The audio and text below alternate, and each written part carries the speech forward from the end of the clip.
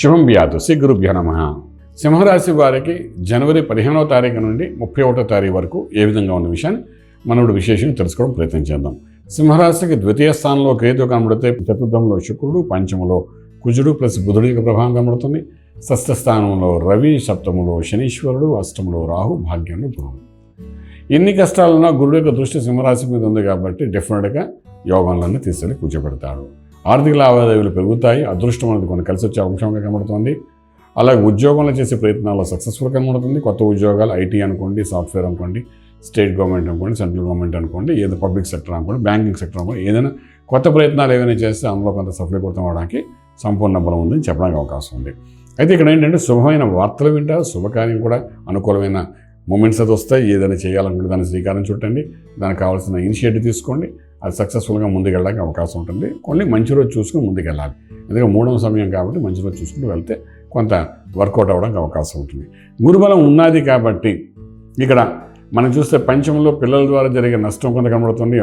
ఆరోగ్య స్థానంలో రవి ఉన్నాడు. ఆ ఆరోగ్య స్థానంలో రవి ఉండడం కొంతవరకు గ్యాస్ట్రిక్ ఇష్యూ కొన్ని వస్తాయి. వచ్చినప్పుడు ఇండైజెషన్ సిస్టమ్ కొంత పాడవుతుంది. దాన్ని కొంచెం కరెక్షన్ చేసుకుంటే బాగుంటుంది. 7 శనీశ్వరుడు వైఫ్ అండ్ హస్బెండ్ మధ్య రిలేషన్లో కొంత డిస్టర్బెన్స్ చేస్తుంటాడు.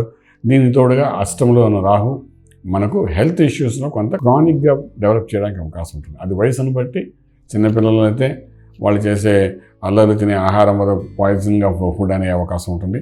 కొంచెం యుక్త వయసులో ఉన్నవాళ్ళు అంటే డెఫినెట్గా వాళ్ళు చేసే కొన్ని అలవాట్ల వల్ల హెల్త్ ఇష్యూస్ వచ్చే అవకాశం ఉంటుంది.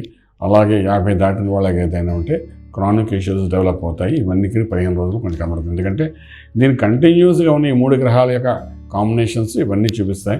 కానీ భాగ్యంలో ఉన్న గురుడు మాత్రం ఇవన్నీ ఇనిషియేటివ్స్ వదులుతాయితే గురుడు మాత్రం వాటిని కవర్ చేసుకుంటూ వస్తాడు.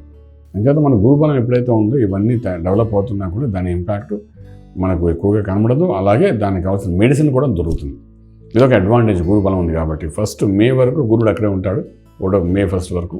అంటే మే 1 లోపలే ట్రీట్మెంట్స్ ఏమైనా చేసుకుంటే రిజల్ట్ కూడా మీకు సక్సెస్ఫుల్ అవుతుంది.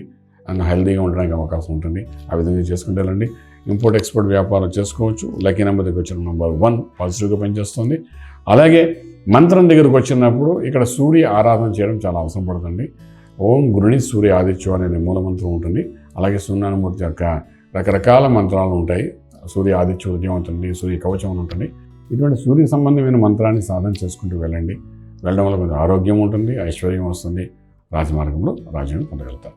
శుభం వ్యాధు. ఈ వీడియో మీకు నచ్చినట్లయితే మీ మిత్రులకు షేర్ చేయండి. అలాగే మా ఛానల్ను సబ్స్క్రైబ్ చేయడం మర్చిపోవద్దు. Thank you.